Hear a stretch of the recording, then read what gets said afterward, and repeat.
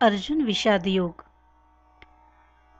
अलकापुरी जिथे नांदतो ज्ञानराजा सुपात्र, त्या आठविता महापुण्यराशी, नमस्कार माझा श्री ज्ञानराजा.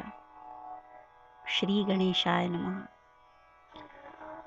ओम नमोजी आद्या असे म्हणून ओंकाराने ज्ञानेश्वर महाराज या ग्रंथाचे मंगलाचरण करतात आहेत.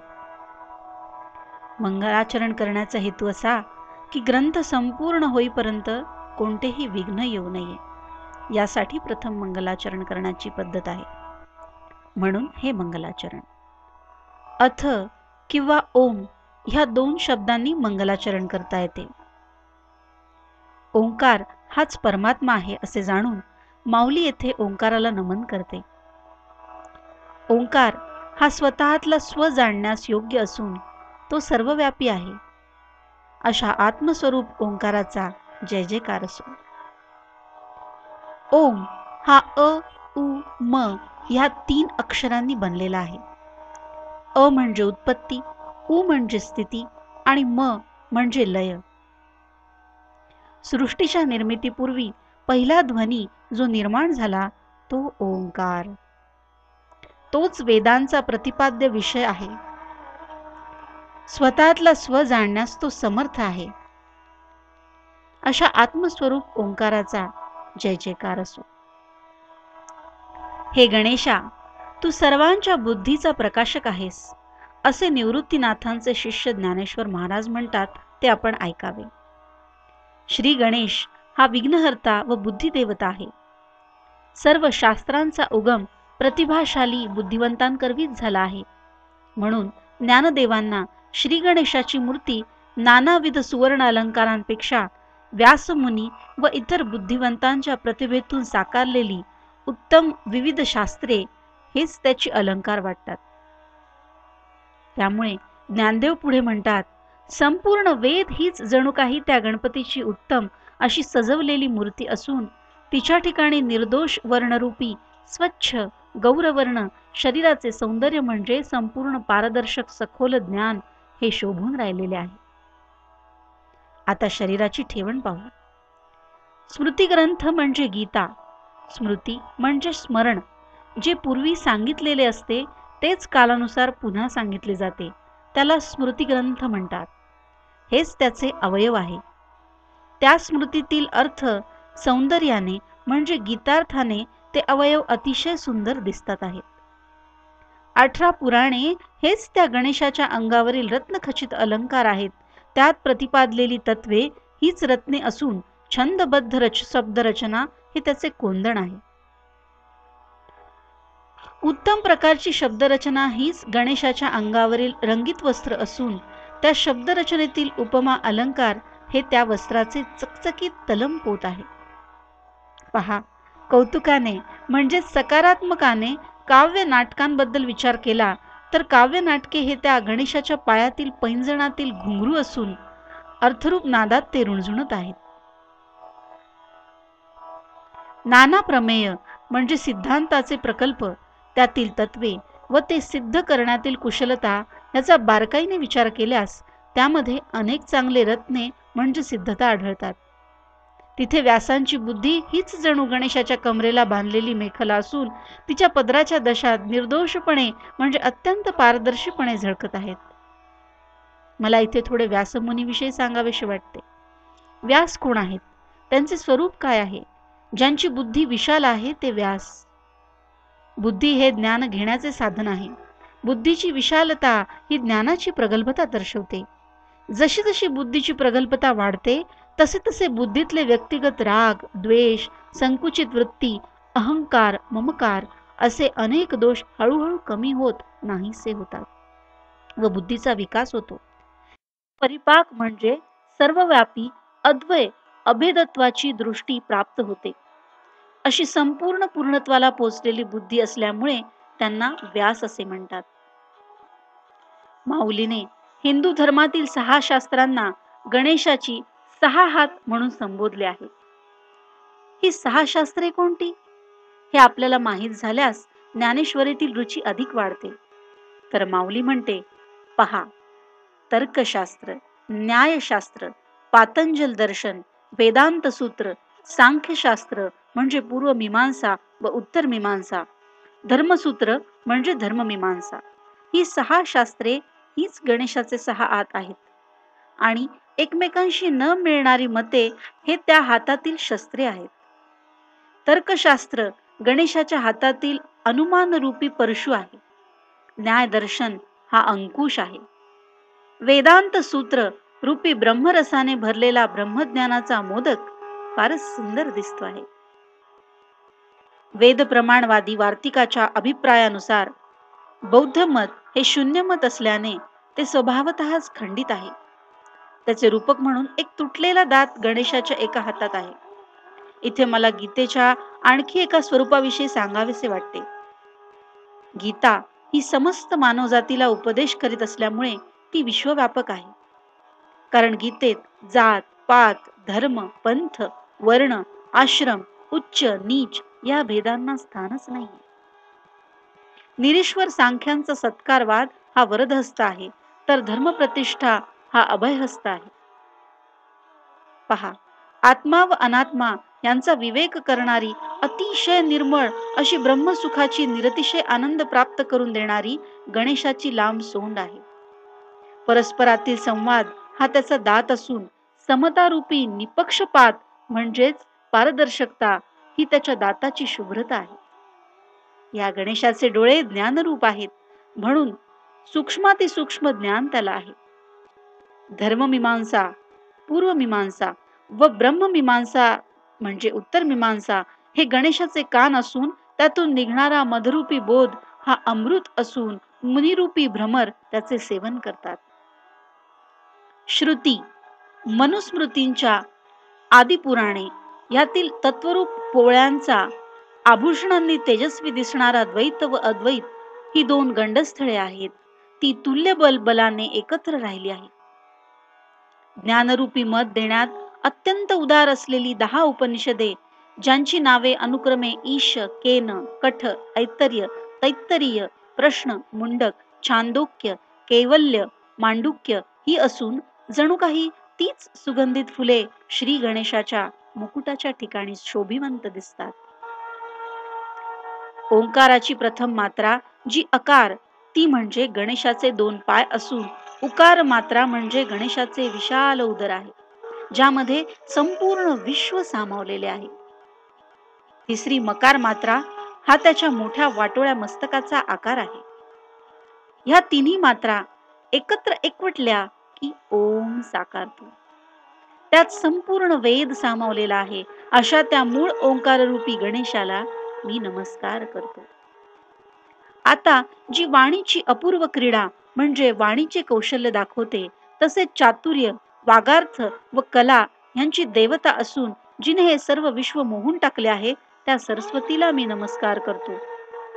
हृदयस्थ सद्गुरूंनी या संसार सागरातून मला तारले आहे, म्हणून त्यांच्या शिकवणीनुसार आत्मान आत्मा विवेक केल्यामुळे माझे आत्मविवेकाचे प्रेम वाढले आहे. ज्याप्रमाणे डोळ्यात अंजन घातल्याने दृष्टी जास्त सूक्ष्म होते व मग तिला भूमिगत द्रव्याचा साठाही दिसू लागतो, किंवा ज्याप्रमाणे चिंतामणी हस्तगत झाल्याने सर्व मनोरथ पूर्ण होतात, तसाच मी श्री निवृत्तीनाथांच्या कृपेने पूर्ण तृप्त झालो आहे, असे ज्ञानदेव म्हणतात. अहो विबुध हो, आपण गुरुभजनाने कृतकृत्य व्हावे. ज्याप्रमाणे झाडाच्या मुळाला पाणी घातले असता त्याच्या शाखा व पानांना टवटवी येते, किंवा समुद्र स्नानाने सर्व तीर्थ स्नानाचे पुण्य लागते, किंवा अमृताच्या सेवनाने सर्व रसांचे सेवन घडते, त्याप्रमाणे श्री गुरुवंदनात सर्वांचे वंदन येत असल्यामुळे मी त्याच श्री गुरूंना वारंवार आदराने वंदन करतो, कारण तेच इच्छित मनोरथ पुरवणारे आहेत. आता श्रोते हो, अत्यंत गहन अशी ही गीता लक्षपूर्वक ऐका, कारण ही चमत्कारांची खाण आहे व विचाररूपी वृक्षांची अपूर्व बाग आहे. आता ही कथा सर्व सुखांचे उगमस्थान आहे. ह्यात सर्व सुखांचा साठा आहे, तसेच अनेक सिद्धांत आहेत. शृंगारादी नवरस अमृताने तुडुंब भरलेला हा समुद्र आहे, किंवा ही गीता प्रत्यक्ष सर्व विद्यांचे मूलस्थान आहे. तसेच सर्व शास्त्रांमध्ये श्रेष्ठ असून साक्षात मोक्ष स्वरूप आहे. गीता ही मोक्ष स्वरूप कशी आहे? तर ती सर्व प्रकाराने उपनिषदांना अनुसरणारी असल्या कारणाने तिचे सिद्धांत उपनिषदांच्या सिद्धांताशी जुळणारे असून संसाराच्या पलीकडले शाश्वत चिरंतन व अविनाशी तत्वाने ज्ञान करून देते. हेच ज्ञान जीवाला पूर्णत्व मिळवून देते. म्हणजेच थोडक्यात गीतेच्या ज्ञानानेच मोक्ष प्राप्त होतो हे सिद्ध केलेले आहे. किंवा ही गीता सर्व धर्मांची जननी असल्याने साधू संतांच्या जिव्हाळ्याचा विषय आहे. सरस्वतीच्या सौंदर्यरूप रत्नांचे भांडार आहे. अथवा व्यासांच्या विशाल बुद्धीमध्ये स्फुरण पावलेली सरस्वती ह्या कथेच्या रूपाने तिन्ही लोकात प्रकट झाली आहे असे समजा. म्हणून हा ग्रंथ सर्व काव्य ग्रंथांचा राजा आहे, ज्यात सर्व रस परिपूर्णतेने प्रकट झालेले आहे व रसांना माधुर्य प्राप्त झाले आहे. याचप्रमाणे याची आणखी एक महती आहे, ती ऐका. यापासूनच शब्द संपत्तीला निर्दोष शास्त्रीयता आली. यामुळे ब्रह्मज्ञानाची मृदुता वाढली आहे. या कथेमुळे चातुर्याला शहाणपणा प्राप्त झाला, सिद्धांताला माधुर्य लाभले आणि सुखाचे सौभाग्य परिपुष्ट झाले. या कथेमुळे माधुर्याची माधुरी, शृंगाराचे सौंदर्य, रूढींचे उचितपण ही ज्याची त्याची वैशिष्ट्ये लोकमान्य प्राप्त झाली आहे. या कथेमुळे कलेचे मर्म कळते. एका प्रसंगातून दुसऱ्या प्रसंगाचे वर्णन कसे करावे हे ह्या ओव्यातून कळते. माऊली विषय अशा खुबीने मांडते की माणसाची बुद्धी एकदम प्रभावित होते. म्हणजेच कलांना कौशल्य प्राप्त होते, पुण्याला अधिक तेज चढले. म्हणूनच महाभारताच्या पठनाने जनमेजयाचे सर्व दोष नाहीसे झाले. क्षणिक विचार केला असता असे लक्षात येते की रंगांना चटकदारपणा प्राप्त झाला आहे, सद्गुणांना चांगुलपणाची जणू काही भरती आली आहे. थोडक्यात या सर्वांचे सामर्थ्य वाढले आहे. माऊलीने प्रत्येक प्रसंगात जणू काही चैतन्य ओतप्रोत भरून दृश्य साकारलेले आहे. सूर्यप्रकाशाने प्रकाशित झाल्याने त्रैलोक्य जसे उज्ज्वल दिसते, तसेच व्यासांच्या प्रतिभेने व्यापलेले विश्व तेजाळले आहे. अथवा सुपीक जमिनीत पेरलेले बीज जसे अंकुरित होऊन विस्तार पावते, त्याप्रमाणे या महाभारत ग्रंथामध्ये धर्म, अर्थ, काम व मोक्ष हे 4 पुरुषार्थ विषय प्रफुल्लित झाले आहेत. सर्व विषय सुस्पष्ट झाले आहेत. किंवा मोठ्या शहरात राहिल्याने माणूस सुसंस्कृत व दक्ष होतो, त्याप्रमाणे व्यासांच्या वाणीतील सखोल तेजाने सर्व अपरिचित गोष्टी सुस्पष्ट झाल्या आहेत. किंवा तारुण्यात पदार्पण करणाऱ्या स्त्रीच्या सौंदर्याला जसा बहर येतो व ती अधिक विलोभनीय दिसू लागते, अथवा वसंताच्या आगमनाने उद्यानातील लतावेलींच्या सौंदर्याला अधिकच बहर येतो. केवळ सोन्याची लगड तेवढी आकर्षक वाटत नाही, पण त्यापासून घडवलेले दागिने सौंदर्यपूर्ण दिसतात. त्याप्रमाणे व्यासांच्या वाणीतून प्रकट झाल्याने आपल्याला सौंदर्याचा अर्थपूर्ण साज चढेल असा विचार करून पूर्वीच्या सर्व ऐतिहासिक कथांनी महाभारताचा आश्रय घेतला आहे. जगातील समस्त पुराणांनी आपल्याला यथायोग्य सन्मान प्राप्त व्हावा म्हणून नम्रतेने आख्यान रूपाने महाभारतात प्रवेश केला. म्हणूनच जे महाभारतात नाही ते त्रिभुवनात कोठेही आढळणार नाही असे झाल्यामुळे व्यासोच्छिष्ट जगत्रय अशी म्हण रूढ झाली आहे. कारण हिंदू धर्माचे 18 पुराणे ही व्यास मुनींनीच लिहिलेले आहेत.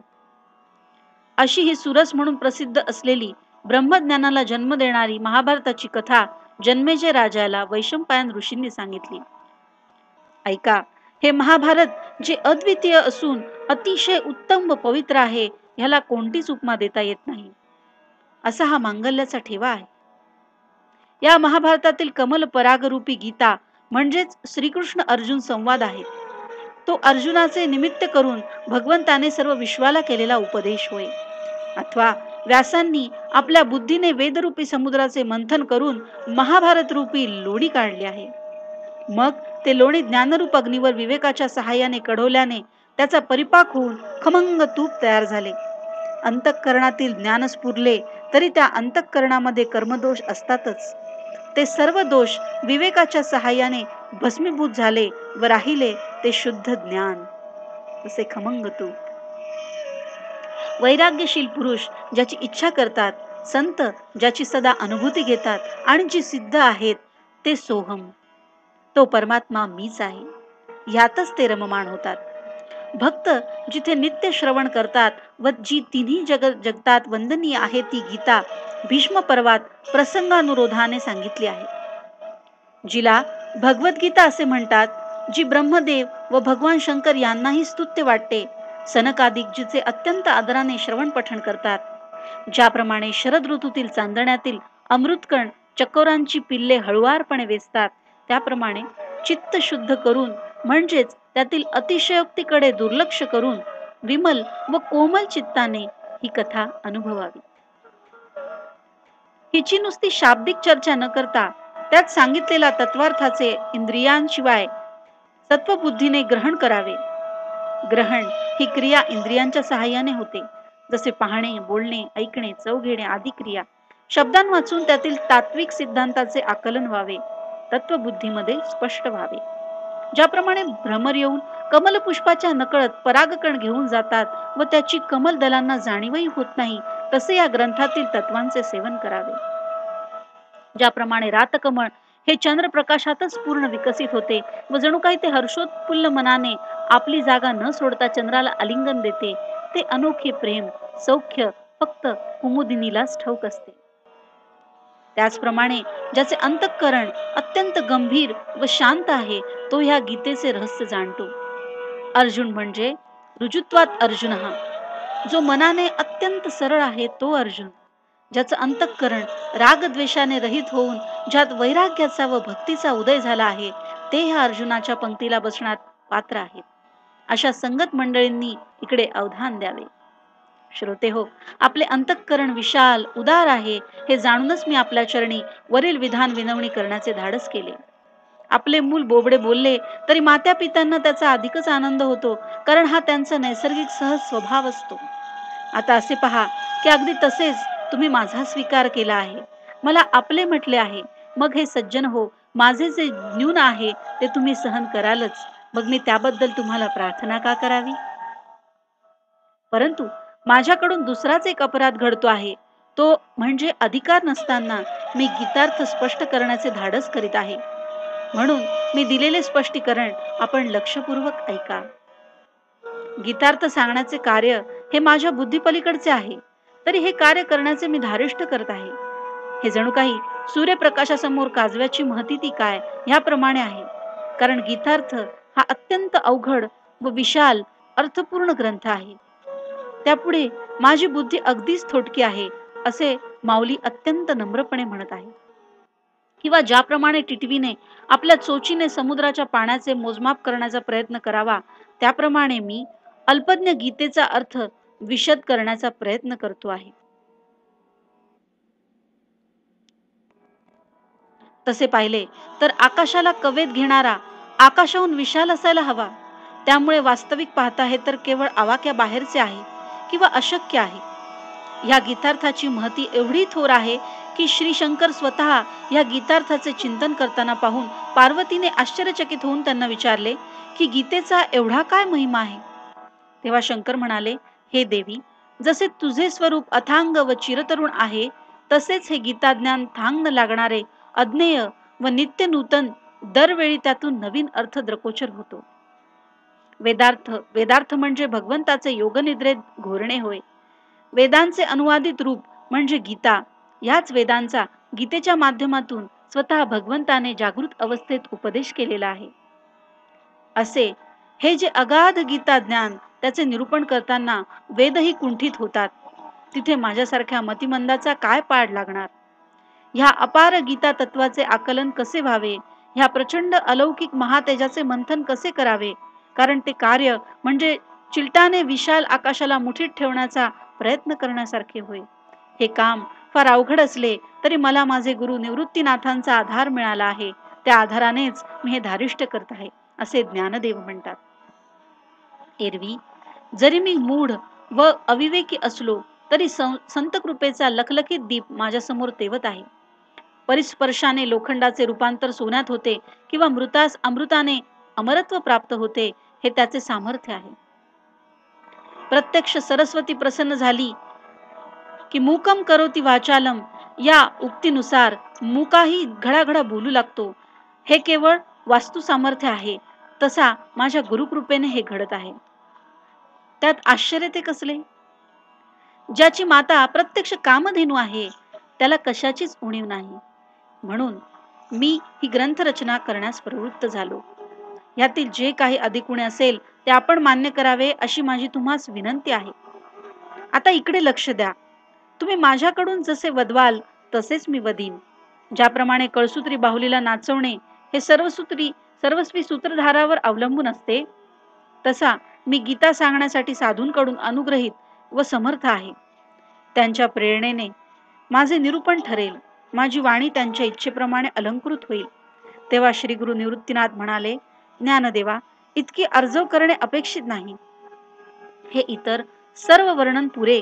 आता तू गीतार्थाकडे चटकन लक्ष दे. मुख्य विषयाला हात घाल. या गुरुवचनाने अत्यंत उल्हासित पावलेले निवृत्तीदास ज्ञानदेव श्रोत्यांना म्हणाले, आता तुम्ही शांत चित्ताने व एकाग्रतेने गीतार्थाचे श्रवण करा.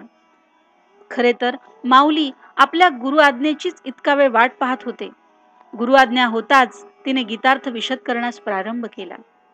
प्रथम आपण आपल्या माहितीसाठी गीतेत ओघाने येणाऱ्या प्रमुख पात्रांच्या नावांची वेगवेगळे अर्थ समजून घेऊ.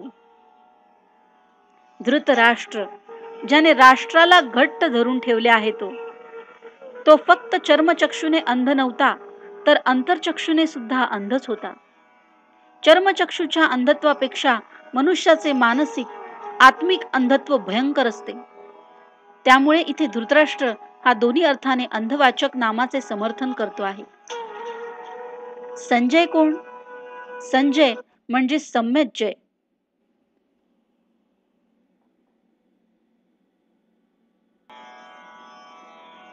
ज्याने राग, द्वेष, काम, क्रोधावर विजय मिळवला आहे, जे अक्षरबर हुकूम, सत्य, यथार्थ वर्णन सांगण्यासाठी मन अत्यंत शुद्ध, निर्मळ, स्वार्थ, लोभरहित असावे लागते, असा तो संजय. भगवान व्यासांच्या कृपेने संजयला 2 दिव्य शक्ती प्राप्त झालेल्या होत्या. त्यातील दिव्य दृष्टी ही एक शक्ती असून त्यायोगे तो धृतराष्ट्राच्या महालात बसूनच कुरुक्षेत्रावरील प्रत्येक हालचाल बघू शकत होता. धृतराष्ट्र अंध असल्याने त्याला हे वर्णन जसे घडते आहे अगदी तसेच सांगण्याची जबाबदारी भगवान व्यासांनी त्याच्यावर सोपवली होती. धर्मक्षेत्र, ज्या क्षेत्रामध्ये धर्म हाच प्रधान आहे ते धर्मक्षेत्र. ज्या ठिकाणी गेल्यानंतर धार्मिक वृत्तीचा उत्कर्ष होतो व अधार्मिक वृत्तीचा अपकर्ष होतो ते धर्मक्षेत्र. न्याय व अन्याय या दोन्ही बाजू पाहून न्याय बाजूने निवाडा करणे ते धर्मक्षेत्र. धर्माच्या क्षयापासून रक्षण करणारे क्षेत्र ते धर्मक्षेत्र. कुरुक्षेत्र हे पुण्यक्षेत्र. कुरुक्षेत्र हे पुण्यक्षेत्र होते कारण तेथे अनेक देवांनी घोर तपश्चर्या केली होती. त्याच तपोभूमीवर कुरुकुलातील पहिला राजा कुरु यानेही अनेक वर्ष घोर तप केलेले होते. म्हणून ते कुरुक्षेत्र धर्मक्षेत्र म्हणून संबोधले जाते.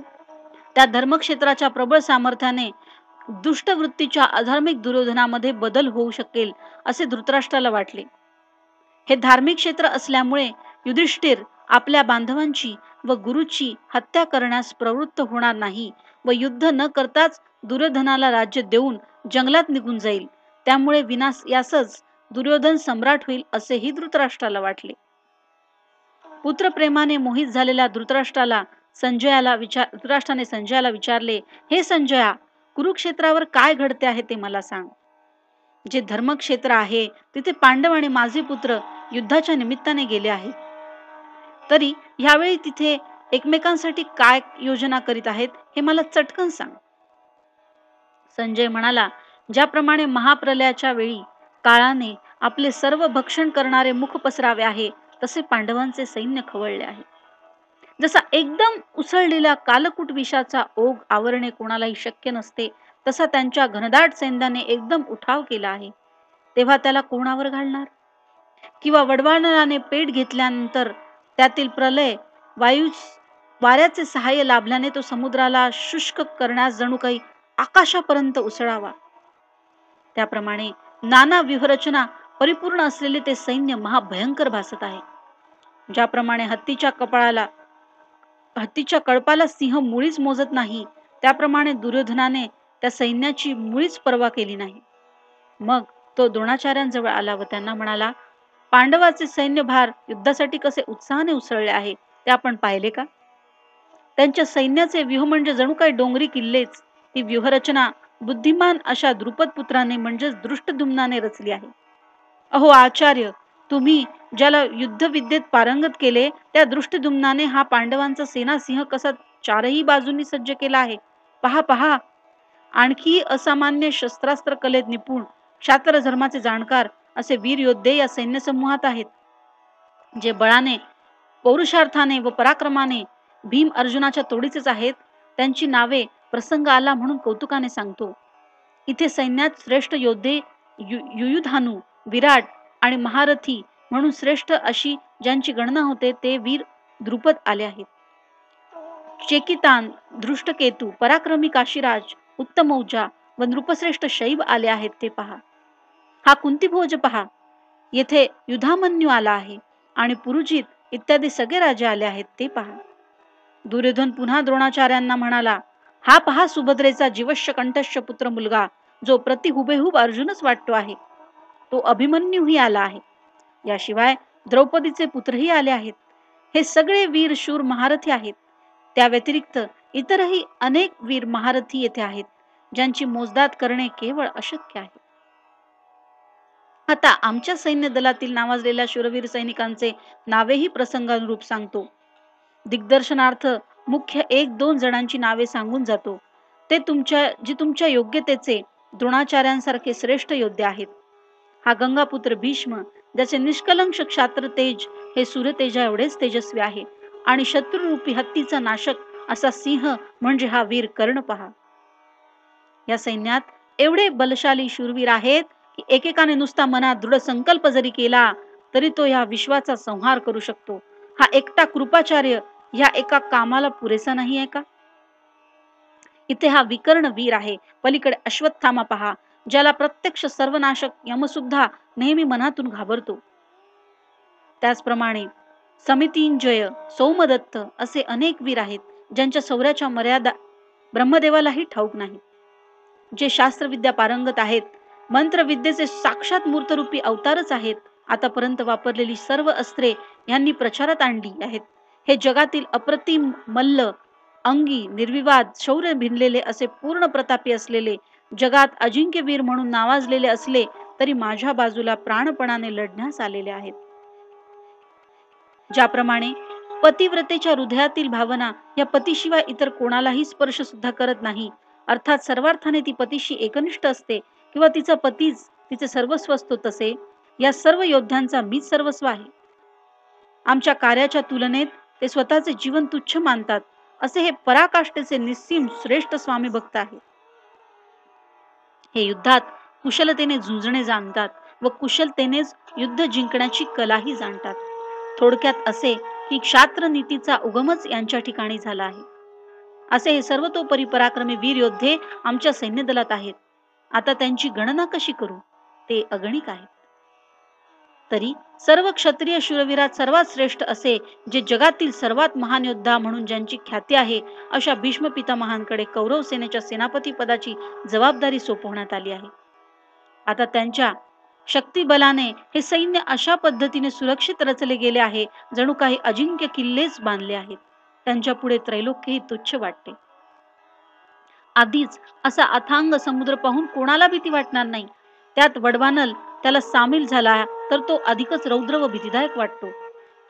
नाहीतरी प्रलयकाळी सर्वनाशी अग्नी व झंझावात या दोघांचा जसा मिलाप व्हावा, तसे हे गंगासूत भीष्माचार्य सेनापती असल्याने ते शत्रूला विनाशकारी ठरतील. आता अशा अभेद्य सेनेशी कोण झुंजेल? आमच्या सैन्याच्या तुलनेत हे पांडवांचे सैन्य अगदीच थोडेसे दिसते आहे. शिवाय दांडगा भीम, तो त्याचा पांडवांचा सेनानायक झाला आहे, जो भीष्माचार्यांच्या तुलनेत सर्वार्थानेच नगण्य आहे. या मुखार्थाने असे बोलून त्याने तो विषय बोलणे सोडून दिले. मग तो पुन्हा काय बोलला? सर्व सैन्यांना उद्देशून तो म्हणाला, आपापले सैन्यदल सज्ज करा. ज्या ज्या नायकांच्या नेतृत्वाखाली जितके अक्षौहिणी सैन्य आहे, त्यांनी त्या सैन्याचे युद्धभूमीवर रक्षण करण्यासाठी नियंत्रण ठेवावे. या कामाकरता कोण कोण महारथी नियुक्त केले आहेत, त्याप्रमाणे त्यांनी सैन्यावर नियंत्रण ठेवावे व भीष्मांच्या आज्ञेत राहावे. नंतर द्रोणाचार्यांनी उद्देशून तो म्हणाला, तुम्ही सर्वांवर देखरेख करावी. या भीष्माचार्यांचे तुम्ही रक्षण करावे. माझ्या इतकेच महत्त्व त्यांना द्यावे, कारण अवघ्या सैन्य दलांचे सामर्थ्य त्यांच्यावर अवलंबून आहे.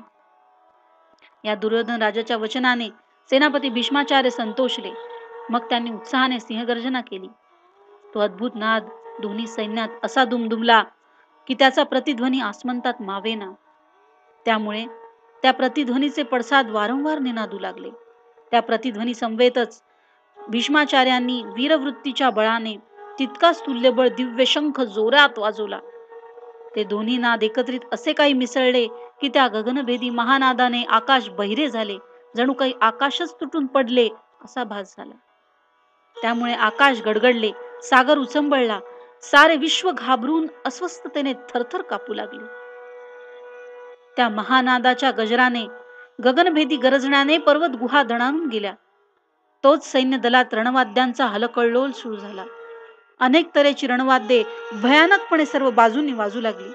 त्यामुळे धैर्यवानांना देखील ह्या महाप्रलयाचे भय वाटू लागले. त्या रणवाद्यातील नगारे, ढोल, शंख, झांजा, कर्णे, तुतारी यांच्या कर्कश आवाजात महायोद्ध्यांच्या रणगर्जनाही मिसळल्या. काही योद्धे आवेशाने दंड थोपटून चवताळून द्वंद्व युद्धासाठी एकमेकांना आव्हान देऊ लागले.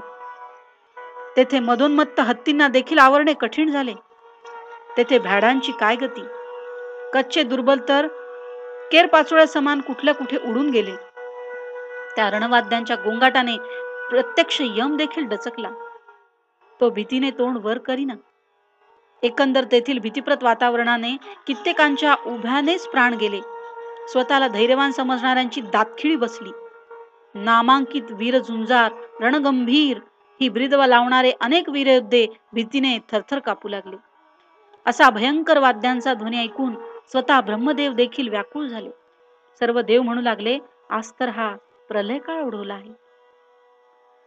तो आकांत बघून स्वर्गात या गोष्टींची चर्चा चालू असताना इकडे पांडव सेनेत काय घडले. युद्धभूमीवर एक असा रथ की जो जणू काही विजयाचे माहेरच, किंवा जो जणू काही महातेजाचे प्रचंड भांडार होता, ह्या दिव्य रथाला गरुडासारखे वेगवान असे 4 घोडे जुंपले होते. किंवा जसा काही पंख असलेला उडणारा मेरू पर्वत असावा, ज्याच्या तेजाने सर्व दिशा उजळून जाव्यात, असा वेगश्रेष्ठ रथ पांडव सेनेत शोभून दिसत होता. ज्या रथाचा सारथी स्वतः वैकुंठाचा राजा श्रीकृष्ण आहे, त्या रथाचे काय वर्णन करावे. ज्या रथाच्या ध्वजस्तंभावर बसलेला मारुती, जो साक्षात शंकराचा अवतार आहे, आणि अर्जुनाचा सारथी हा स्वतः शारंगधर कृष्ण आहे. आता थोडे ज्ञानेश्वरीच्या बाहेर येऊन श्रीकृष्ण कोण आहे हे आपण जाणून घेऊया. तर कर्षती आकर्षती इति कृष्ण, जो सर्व जीवांना स्वतःकडे आकर्षित करतो तो कृष्ण. तो रंगाने सावळा, अत्यंत मनमोहक, प्रसन्न, नयन मनोहर व सर्वांना आनंद देणारा असा आल्हाददायक व तेजस्वी आहे. त्याच्या प्रसन्न शांत सगुण रूपाला बघता क्षणीच सर्व दुःखे, द्वेष, मत्सर, अहंकार विरून जातात. त्याचे रूप हे समस्त प्राणीमात्रांना मोहित करणारे आहे. इतकेच नव्हे तर त्याचे आंतरिक स्वरूप सुद्धा आनंद स्वरूप आहे. प्रस्तावनेत सांगितल्याप्रमाणे अर्जुन हा समस्त सज्जन मनुष्याचे प्रतिनिधित्व करतो. जीवात्मा हा शरीररूपी रथाचा रथस्वामी असून सत्सद विवेक बुद्धी साक्षात भगवंत आहे. ती ह्या रथाचे सारथ्य करते. इंद्रिय रूपी स्वैर उधळणाऱ्या घोड्यांचे मनरूपी लगाम या भगवंताच्या एका हातात असून दुसऱ्या हातात नियमन करण्याचे साधन म्हणजे चाबूक आहे. असे हे भगवान श्रीकृष्णाचे स्वरूप डोळ्यात व मनात साठवून पुन्हा ज्ञानेश्वरीकडे वळूया. पहा, काय नवल आहे त्या प्रभूचे. त्याचे आपल्या भक्ताविषयीचे प्रेम इतके अद्भुत आहे की तो सर्व शक्तिमान असून देखील पार्थाचे सारथ्य करीत होता. आपल्या सेवकाला म्हणजेच अर्जुनाला पाठीशी घालत तो आपण स्वतः पुढे झाला आणि त्याने आपला पांचजन्य शंख सहज लीलेने वाजवला. परंतु सहजतेने वाजवलेल्या त्या शंखाचा महाघोष गंभीरपणे गरजत राहिला. ज्याप्रमाणे सूर्याच्या उदयाने आकाशातील इतर नक्षत्रांचे तेज लोप पावते, त्याप्रमाणे कौरव दलातील रणवाद्यांचे निनादणारे कर्कश गजर हे पांचजन्य शंखाच्या महाघोषात कोठे लोक पावले ते कळेना. ते पाहून धनुर्धर अर्जुनाने देखील आपला देवदत्त हा शंख कृष्णाप्रमाणेच सहजतेने फुंकला. हे दोन्ही शंखनाद एकत्रितपणे एवढे अद्भुत वाटत होते की त्यांच्या आवाजाने ब्रह्मांडाचे शतशः तुकडे होतात की काय असे वाटत होते. तेव्हा सेनानायक भीमसेनाला आवेश चढला. जणू काही महाकाळ खवळून उठावा तसा त्याने त्याचा पौंड्र हा महाशंख फुंकला. तो महाशंखनाद महाप्रलय काळाच्या मेघाप्रमाणे गरजला. तेवढ्यात युधिष्ठिराने आपला अनंत विजय हा महाशंख फुंकला. त्या पाठोपाठ नकुलाने सुघोष सहदेवाने आपला मणिपुष्पक शंख जोरात फुंकला, ज्यांच्या आवाजाने प्रत्यक्ष यमदेवही घाबरून उभे ठाकले. त्या रणभूमीवर अनेक राजे तसेच द्रुपद राजा, द्रौपदीचे पुत्र अन हा महाबाहू काशीपती पहा. तेथे अर्जुनाचा पुत्र अभिमन्यू, अजिंक्य, सात्यकी, राजा दृष्टद्युम्न व शिखंडीही आहेत. तसेच राजा विराट व सैन्यातील इतर प्रमुख वीर राजांनीही अनेक प्रकारचे शंख निरंतर वाजवले. त्या अवचित महाध्वनीच्या आघाताने शेषनाग व कुर्म, ज्यांनी पृथ्वीचा भार स्वशिशावर तोलला आहे, ते एकदम डचकले व ते घाबरून क्षणात धरती शिरावरून खाली टाकून देण्याच्या बेतातच होते. त्यावेळी त्रिलोक्यही डळमळीत झाले. मेरू मंदार सारखे पर्वत झुलल्यासारखे हलू लागले. समुद्राचे अथांग जललाटा कैलास पर्वताच्या उंचीला गाठतील एवढ्या उंच उसळल्या. पृथ्वीचे तळ संपूर्ण पालथे होऊ पाहत होते. आकाश खाली कोसळते की काय असे वाटायला लागले. त्यामुळे आकाशातील नक्षत्रांचा वर्षाव होऊन सडा पडतो की काय असेही वाटू लागले. सृष्टी गेली रे गेली. त्यामुळे देवलोक निराधार झाले. अशी सत्य लोकात म्हणजे अर्थात स्वर्गात भयाने आरडाओरड सुरू झाली. दिवसात सूर्यास्त झाला, जणू काही प्रलय काळात सुरुवात झाली या आभासाने तिन्ही लोकात हाहाकार माजला. ते पाहून आदिपुरुष श्रीकृष्ण चकित झाले. आता खरोखरच विश्वाचा अंत होईल का असा सगळ्यांना वाटणारा संभ्रम त्यांनी दूर केला. महाशंखाच्या निनादाने जो युगांत ओढवला होता तो आवाज शांत करत श्रीकृष्णाने विश्व वाचवले. तो घोष जरी श्रीकृष्णाने शांत केला तरी त्याचे पडसाद आसमंतात उमटत होते. त्या पडसादानेच कौरवांच्या बऱ्याच सेनेचा विध्वंस केला. ज्याप्रमाणे हत्तीच्या कळपात शिरलेला सिंह अगदी सहजपणे त्यांना फाडतो, त्याप्रमाणे त्या आवाजांनी व त्यांच्या पडसादांनी कौरवांचे काळीज भेदले. त्या प्रतिध्वनीचा महाघोष ऐकून ते उभ्या उभ्याच धैर्य गमावून बसले. सावध रे सावध असे एकमेकांना धीर देत म्हणू लागले. परंतु त्यांच्यात जे सामर्थ्यवान, प्रतापी व दृढनिश्चय असे महारथी वीर होते, त्यांनी पुन्हा आपले सैन्यदल सावरले. मग ते तयारीनिशी पुढे सरसावले. एकजूट होत दुप्पट आवेगाने त्यांनी हल्ला चढवला. त्यांच्या क्षोभाने त्रैलोक्य त्रस्त झाले. ज्याप्रमाणे प्रलयकाळी मेघ अनावर होत निरंतर जलधारा वर्षवत राहतात, त्याप्रमाणे वीर धनुर्धारी निरंतर बाणांचा वर्षाव करू लागले. ते पाहून अर्जुनाला मनोमन संतोष झाला. मग त्याने आवेशाने कौरव सेनेवर दृष्टिक्षेप टाकला. तेव्हा सर्व कौरव युद्धासाठी सज्ज झालेले पाहून पंडुकुमार अर्जुनाने आपले धनुष्य सहजपणे उचलले. त्यावेळी अर्जुन कृष्णास म्हणाला, देवा, आता माझा रथ त्वरित हाणत दोन्ही सैन्य दलाच्या मधोमध न्यावा. हा रथ अगदी तिथपर्यंत मध्यभागी न्यावा जिथून हे युद्ध करण्यासाठी उभ्या असलेल्या या योद्ध्यांना मी नीट निहाळू शकेल. या युद्धभूमीवर लढण्यासाठी सगळेच वीर योद्धे आले आहेत, पण त्यातील कोणाकोणाशी मला युद्ध करायचे आहे हे आधी नीट पाहणे आवश्यक आहे. बहुतेक कौरव हे उतावीळ व दुष्टबुद्धीने अंगी पराक्रम नसताना केवळ युद्धाची हाव धरून झुंजायला आलेले आहेत. झुंजायची हौस आहे, पण युद्धासाठी लागणारे धैर्य त्यांच्या अंगी नाही. हा अर्जुनाचा श्रीकृष्णाशी चाललेला संवाद संजयने आता राजा धृतराष्ट्राला सांगितला. संजय म्हणाला, राजा ऐक. असे अर्जुन बोलता क्षणीच श्रीकृष्णाने तत्परतेने दोन्ही सैन्यांच्या अगदी मधोमध नेऊन रथ उभा केला. जिथे भीष्म, द्रोण इत्यादी आप्तसंबंधी सन्मुख होते आणि काही इतर पुष्कळ राजे समोर होते, तिथे आपला रथ स्थिर करत अर्जुन उत्सुकतेने व संभ्रमाने सर्व सैन्य दलांचे निरीक्षण करू लागला. नंतर तो देवास म्हणाला, बघा बघा, हे तर सर्व आमचे गोत्रज आहेत. ते ऐकताच श्रीकृष्णाला मनोमन आश्चर्य वाटले. तेव्हा देव स्वतःशीच आश्चर्याने म्हणाला, याने ऐनवेळी हे भलतेच काय मनात आणले आहे. कोणास ठाऊक, पण हे काहीतरी वेगळे आहे हे निश्चित. याच वेळी श्रीकृष्णाला पुढील घटनांचा अंदाज आला. सर्वांच्या हृदयस्थ असलेले ते भगवंत अंतर्यामी आहेत. त्यांनी सर्व काही जाणले, पण त्यावेळी काही न बोलता ते स्तब्ध राहिले. त्यावेळी तो पार्थ रणांगणावर समोर उभ्या ठाकलेल्या प्रतिस्पर्ध्यांना प्रतिस्पर्धी न समजता ते आपले पितामह, गुरुबंधू, मामा आहेत असे समजला व ह्या जिव्हाळ्याच्या दृष्टिकोनातून तो त्यांच्याकडे पाहू लागला. आपले सगळे इष्टमित्र, त्यांच्या कुळातील सगळे कुमार, वैन मुले बघून हे कौरव सैन्य दलात आल्याने त्याने पाहिले.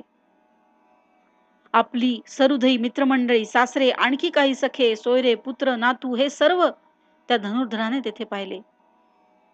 ज्यांच्यावर त्याने उपकार केले होते, संकटात ज्यांचे त्याने रक्षण केले होते, अशा लहान थोर सर्वांनाच त्याने पाहिले. असे आपले स्वगोत्री स्वकीय दोन्ही सैन्य दलात युद्धाला सज्ज झाल्याचे त्यावेळी अर्जुनाच्या लक्षात आले. त्यामुळे अर्जुनाच्या मनात गोंधळ निर्माण झाला आणि त्या सर्वांबद्दल त्याच्या मनात करुणा उत्पन्न झाली. त्याची वीरवृत्ती अपमानित होऊन अंतःकरण खजील झाले. ज्या उत्तम कुळातील स्त्रिया या सद्गुण व सौंदर्याने परिपूर्ण असतात, त्यांना स्वतेजामुळे दुसऱ्या स्त्रियांचे मोठेपण किंवा वर्चस्व सहन होत नाही, त्याचप्रमाणे जेव्हा एखादा स्त्रीलंपट पुरुष तारुण्याने मुसमुसलेल्या नवयौवनेच्या तिची योग्यता नसताना सुद्धा नादी लागून स्वपत्नीला विसरतो व जिच्यासाठी वेडा होऊन जसा भ्रमिष्ठासारखा बेताल वागतो किंवा तपोबलाने वृद्धी म्हणजेच ऐश्वर्य प्राप्त झाले असता वैराग्य संपन्न मनुष्याची बुद्धी भ्रष्ट होते, मग त्याला विरक्ती व मोक्षसिद्धीचाही विसर पडतो, तसे तेथे अर्जुनाचे झाले. आधी असलेले पौरुषत्व किंवा क्षात्रतेज लोप पावले व त्याचे अंतःकरण करुणेने ओतप्रोत भरले. एखादा मंत्र निपुण मांत्रिक मंत्रोच्चारात चुकला की त्याला उलट भूतबाधा होते, तसा तो धनुर्धर महामोहाच्या बाधेने ग्रासला. म्हणून अर्जुनाचे धैर्य खचले आणि त्याचे हृदय असे काही करुणेने पाझरू लागले, जसे काही चंद्रकिरणांचा स्पर्श होताच सोमकांत पाझरू लागतो. त्याप्रमाणे पार्थ अतिस्नेहाने मोहित होऊन खेदाने अच्युतास म्हणजे श्रीकृष्णाला म्हणाला. तो म्हणाला, हे देवा ऐक, मी हा सैन्य समुदाय पाहिला. त्यात सगळ्या माझ्या गोत्रज व आप्तस्वकीयांचाच मेळावा मी इथे पाहतो आहे. हे सर्व युद्ध करण्यास अति उद्युक्त झाले आहेत खरे, पण आपणही त्यांच्यासारखे गैर करणे वागणे योग्य होईल काय? यांच्याशी युद्ध करण्याचे नाव काढताच माझ्या जीवाची घालमेल होते, मन आणि बुद्धी स्थिर राहत नाही. पहा, माझा देह कसा थरथर कापत आहे, तोंडाला कशी कोरड पडली आहे, सर्व अवयवांना कशी व्याकुळता आली आहे, सर्वांगावर काटे उठले आहेत, मनाला अतिशय वेदना होत आहे, गांडीव धारण केलेला हात ढिला झाला आहे, ते न धरताच निसटले, हातातून मोकळे होऊन कसे गळून पडले ते समजले देखील नाही. असे माझे हृदय मोहाने व्याप्त झाले आहे. वज्राहून कडक, कोणाच्याही विनंतीला वश न होणारे असे भयंकर, कठीण, असाधारण, अभेद्य अशा अर्जुनाच्या हृदयावर आप्तस्वकीयांच्या स्नेहाने कसा अंमल चढवला हे नवलच आहे. ज्याने युद्धात शंकराला जिंकले, ज्याने निवांत कवच नावाच्या राक्षसाचा नाश केला, तो अर्जुन क्षणात मोहाने ग्रासला. जसा भुंगा कोणतेही कोरडे कडक लाकूड सहजपणे पोखरतो, पण कमळाच्या गाभ्यात बसून रसपान करताना नाजूक कमलदल मिटले की अडकून पडतो, त्या मिटलेल्या कमलदलात आपला प्राण निश्चित जाईल, तेव्हा या कमलदलांना फाडून बाहेर पडावे हे साधे तू जाणत नाही. तसे मोहाचे कोवळेपण हे स्वाभाविक कठीण आहे. हा मोह म्हणजे त्या आदिपुरुषाची माया आहे, ती ब्रह्मदेवाच्याही आवाक्यात नाही. अशा त्या मोहमायेने अर्जुनाला भुलवले, असे संजय राजाला म्हणाला. संजय म्हणाला, राजा ऐक, तो अर्जुन सर्व आप्तजनांना युद्धासाठी सज्ज पाहून युद्ध करण्याची ईर्ष्याच विसरला आहे. क्षात्रवृत्तीच्या अर्जुनाचे चित्त दयेने व्याकुळ कसे झाले कोण जाणे. मग तो कृष्णाला म्हणाला, इथे मला थांबावेसे वाटत नाही, माझे मन अतिशय व्याकुळ होते आहे. आपण या सगळ्यांना वधावे या नुसत्या कल्पनेनेच माझी बोबडी वळते आहे. ह्या कौरवांचा जर वध करावा तर मग युधिष्ठिर आदी भावांचा वध का करू नये?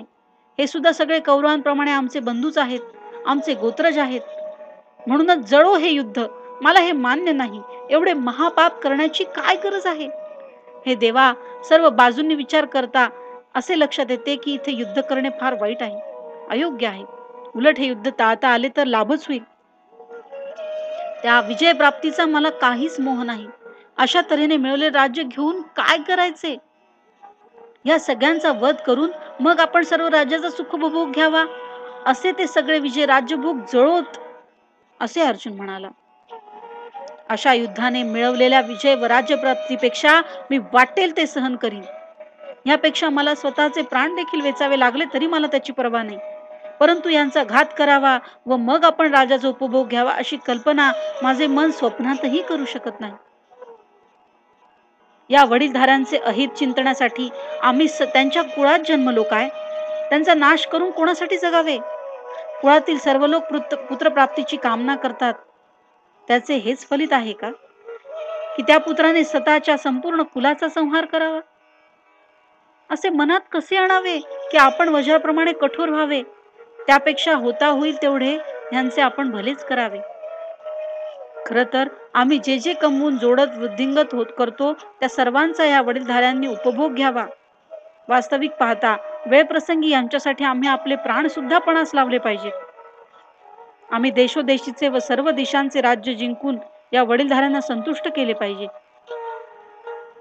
पण कर्माची गती कशी विपरीत झाली पहा. तेच हे सगळे जे आज आपल्याशी युद्ध करायला सज्ज झाले आहेत. आपल्या स्त्रिया मुले व सर्व धनसंपत्तीला त्यागून शस्त्राच्या अग्रावर आपले प्राण ठेवून हे युद्धाला सज्ज झाले आहेत. मग अशांना मी कसे मारू? मी कोणावर शस्त्र उगारू? अशा तऱ्हेने मी स्वतःच्याच हृदयाचा घात कसा म्हणून करावा? पलीकडे कोण आहेत हे तू जाणत नाहीस काय कृष्णा? अरे पलीकडे भीष्म द्रोणाचार्य आहेत, ज्यांचे आमच्यावर असाधारण व खूप खूप उपकार आहेत. इथे मेवणे सासरे मामा लोक आणि सगळे बंधू, शिवाय मुले नातू व इतरही आमचे स्वजनच आहेत. म्हणून जरा ऐक, हे सगळे आमच्या अतिजवळचे सगळे सोयरे आहेत. यांचा वध करावा हे नुसते तोंडाने बोलणे देखील पाप आहे. उलट पक्षी हे भलभलते सलते काही करोत. अगदी आत्ता सुद्धा त्यांनी इथेच माझा वध केला तरी खुशाल करू देत. पण आपण मनातही त्यांचा घात करण्याचा विचार करू नये. त्यांचा वध करून आम्हाला संपूर्ण त्रैलोक्याचे निष्कंटक राज्य जरी मिळणार असेल तरी हे अनुचित कृत्य मी करणार नाही. जर आज इथे असे कृत्य केले तर कोणाच्या तरी मनात आमच्याविषयी आदरभाव राहील का? सांग. अरे कृष्णा, या अपराधीपणाने आम्ही तुझे मुख तरी कसे बघू शकणार? जर माझ्या या सगळ्या स्वकीयांचा वध केला तर मी सर्व दोषांचे माहेरघर होईल आणि माझ्या पूर्व सुकृताने जी मला तुझी जोड लाभली आहे तीही जाईल रे. तू आमच्यापासून दुरावशील. अर्थातच आमचे कल्याण होणार नाही. स्वकुलाचा नाश केल्याची असंख्य पातके जेव्हा माझ्या अंगाला चिकटतील त्यावेळी अर्थातच मी तुला अंतरेल. मग तुला आम्ही कसे व कोठे पाहावे?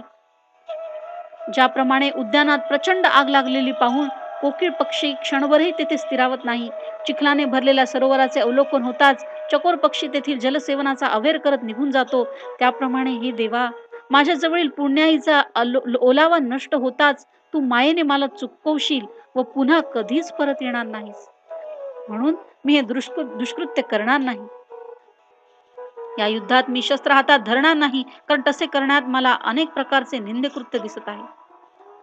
अशाने तुझा वियोग घडेल, मग आमच्या जवळ आमचे असे काय उरेल कृष्णा? हे कृष्णा, तुझ्याशिवाय आमचे तर हृदयच फुटेल. म्हणून या कौरवांचा वध करावा व मग आम्ही राज्योपभोग घ्यावा ही गोष्ट घडणे शक्य नाही, असे अर्जुन म्हणाला. जरी हे गर्वाने मदाने उन्मत्त होऊन युद्धाला सज्ज झाले असले तरी आम्ही आपले हित कशात आहे हे जाणून घेतले पाहिजे. हे असे कसे करावे म्हणजे की आपणच आपले स्वजन मारावे? हे काळकूट अर्थात विष आहे हे माहीत असतानाही ते जाणून बुजून प्राशन करावे काय? अहो, जंगलातील रस्त्याने चालत जाताना अचानक समोर सिंह आला असता त्याला चुकवून जाण्यातच शहाणपणा असतो. सहजरित्या मिळणाऱ्या प्रकाशाचा अवेर करायचा आणि अंधाऱ्या विहिरीच्या आश्रयात जाऊन राहायचे, अशा कृत्यात कोणते बरे लाभ आहे? हे देवा सांग. किंवा समोर अग्नी दिसताच त्याला टाळून आपण लांब नाही सरलो तर एका क्षणात आपल्याला वेढून तो चाळून टाकू शकतो. तसे हे प्रत्यक्ष दिसणारे दोष आपल्या अंगी लागतील हे स्पष्ट दिसत असताना देखील असे कृत्य करण्यास कसे प्रवृत्त व्हावे? त्यावेळी पार्थ असे बोलून पुढे म्हणाला, हे देवा, इकडे लक्ष द्या. या पातकांची भयानकता किती मोठी आहे हे मी तुम्हाला सांगतो. ज्याप्रमाणे लाकूड लाकडावर घासले असता थोडा अग्नी निर्माण होतो आणि तो जर जास्त प्रज्वलित झाला तर सर्व लाकडांना जाळून टाकतो. त्याप्रमाणे एकाच कुळात जन्मलेल्यांनी मत्सराने जर परस्परांचा वध केला तर या महादोषाने संपूर्ण कुळाचाच नाश होईल. अशा या पापकर्माने वंश परंपरागत धर्माचा नाश होतो व कुळामध्ये अधर्माचा प्रवेश होतो. अशा वेळी सारासार विचार खुंटतो. कोणी शास्त्रानुसार कसे आचरण करावे याचे विधिनिषेधच शिल्लक राहत नाहीत. ज्याप्रमाणे हातात आलेला दिवा मालवला तर अंधारात सहज चालतानाही सरळ वाटेतच ठेचकावे लागते. त्याचप्रमाणे जेव्हा कुळक्षय होतो त्यावेळी सनातन धर्म नष्ट होतो. मग पापाशिवाय त्या कुळात काय शिल्लक राहते? जेव्हा मनोनिग्रह ठाम नसतो व इंद्रियावरील नियंत्रण राहत नाही त्यावेळी स्वैराचार होतो व कुलीन स्त्रिया व्यभिचारी होतात. अशा वेळी उच्च कुलीन स्त्रिया अधम पुरुषांशी संग करतात. अशा तऱ्हेने सगळे वर्ण एकत्र मिसळतात व जाती धर्म समूळ उखडले जातात. ज्याप्रमाणे चव्हाट्यावर ठेवलेल्या बळीला कावळे स्वैरपणे लुटतात त्याप्रमाणे स्वैरपणे महापापे कुळात संचारतात. अशा तऱ्हेने वर्ण संकरणामुळे निर्माण झालेली प्रजा त्या सर्व कुळ परंपरा नष्ट करते.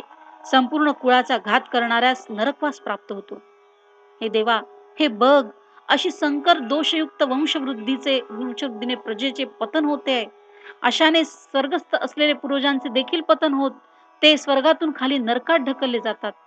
अशा कुळात नित्यप्रेमाने होणारी धार्मिक कर्मे, स्नानसंध्या, पिंडदान, तर्पण ह्या क्रिया बंद पडतात. विशेष पर्वणीत होणारे नैमित्तिक कर्मे घडत नाही. तिथे पितरांना तिलोदक कोण अर्पण करणार? मग अशा कुळातील पितर काय करतील? पुण्यक्षय झाल्याने ते स्वर्गात राहू शकत नाही. मग तेही स्वर्गातून खाली नरकात आपल्या कुळजनांपाशी येतात. ज्याप्रमाणे पायाच्या नखाग्राजवळ सर्पदंश झाला तरी त्याचे विष माथ्यापर्यंत पोहोचते, तसे पापदोष झाल्याने त्याचे सत्य लोकांपर्यंत पोहोचलेले पूर्वज पतित होतात. देवा, आणखी एक महापातक घडते, या गोष्टींकडे लक्ष द्या. अशा भ्रष्ट कुळाच्या संगतीत राहिल्याने इतरांचाही लौकिक नाहीसा होतो. जशी आपल्या घराला एकाएकी आग लागली आणि ती आग आणखी भडकली की आसपासच्या इतर घरांनाही जाळून टाकते, त्याप्रमाणे ह्या कुळातील लोकांच्या कुसंगतीत येणारे लोक त्यांच्या सहवासाने तसेच वागतात व तेही दूषित होतात. तसे नाना पापदोषाने समस्त कुळ अशा महाभयंकर नरक यातना किंवा नरकवास भोगीत राहतो, असे अर्जुन म्हणाला. आणि एकदा का अशा महाभयंकर नरकात पडले की त्या कुळाची कल्पाच्या अंतापर्यंत सुटका नाही. अशा तऱ्हेने कुळक्षयाने अधपतन होते, असे अर्जुन म्हणाला. हे देवा, अशी नाना प्रकारची माझी विधाने तुम्ही ऐकली ना, तरी अजून सुद्धा तुमच्या त्या गोष्टींबद्दल तिरस्कार निर्माण होत नाहीये का? ऐका, तुम्ही आपले हृदय वज्रासारखे कठोर का केलेत? ज्यासाठी आम्ही राज्यसुखाची अपेक्षा करावी ते शरीर क्षणिक नाशवंत आहे हे जाणूनही त्या महापापाचा आम्ही त्याग का करू नये? अहो, जेव्हा जेव्हा आपल्या या सर्व वडीलजनांकडे वध करण्याच्या दृष्टीने नुसते पाहिले तरी सुद्धा जे पाप घडेल ते पाप सुद्धा लहान आहे का? हे तूच सांग. आता ह्यानंतर जिवंत राहण्यापेक्षा हेच अधिक बरे की शस्त्रास्त्रे टाकून द्यावे व ह्यांचे बाण सहन करावेत. ह्या कारणाने मृत्यू जरी आला तरी तो चांगलाच आहे, परंतु पापकर्म करून राज्य मिळवणे ही इच्छा नाही. अशा प्रकारे आपल्या स्वकुळातील सर्व स्वकीयांना रणांगणावर पाहून अर्जुन म्हणाला की यांना ठार मारून मिळवलेले राज्य म्हणजे केवळ नरकभोगच आहे. संजय धृतराष्ट्राला म्हणाला, राजा, इकडे लक्ष दे. अर्जुन युद्धभूमीवर असे म्हणाला. मग तो अत्यंत उदासीन झाला. त्याला गहिवरून आल्याने हुंदका अनावर झाला. त्याने रथावरून खाली उडी घेतली. ज्याप्रमाणे राजकुमार पदच्युत झाल्याने सर्वार्थाने निस्तेज किंवा सन्मानरहित होतो, किंवा सूर्यास राहूने ग्रासल्याने तो तेजहीन होतो, नाहीतर आणीमादी महासिद्धीच्या मोहाने तपस्वी बुद्धिभ्रष्ट होऊन कामवासनेच्या आहारी जाऊन दिनवाणा होतो, तसा त्या धनुर्धराने अत्यंत दुःखाने व्याकुळ होत युद्धभूमीवर रथाचा त्याग केला. मग संजय म्हणाला, राजा ऐक.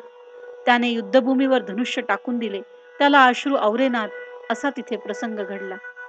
आता यापुढे तो वैकुंठनाथ श्रीकृष्ण दुःखित झालेल्या अर्जुनाला पाहून परमार्थाचे कोणते निरूपण करणार आहेत, ती सविस्तर कथा पुढील अध्यायी ऐकणे कौतुकास्पद राहील, असे निवृत्तीनाथांचे सेवक ज्ञानदेव म्हणतात. इति श्रीमद भगवद गीतासु उपनिषत्सु ब्रह्मविद्यायां योगशास्त्रे श्रीकृष्णार्जुन संवादे अर्जुन विषाद योगो नाम प्रथमोऽध्यायः. श्री सच्चिदानंदार्पणमस्तु.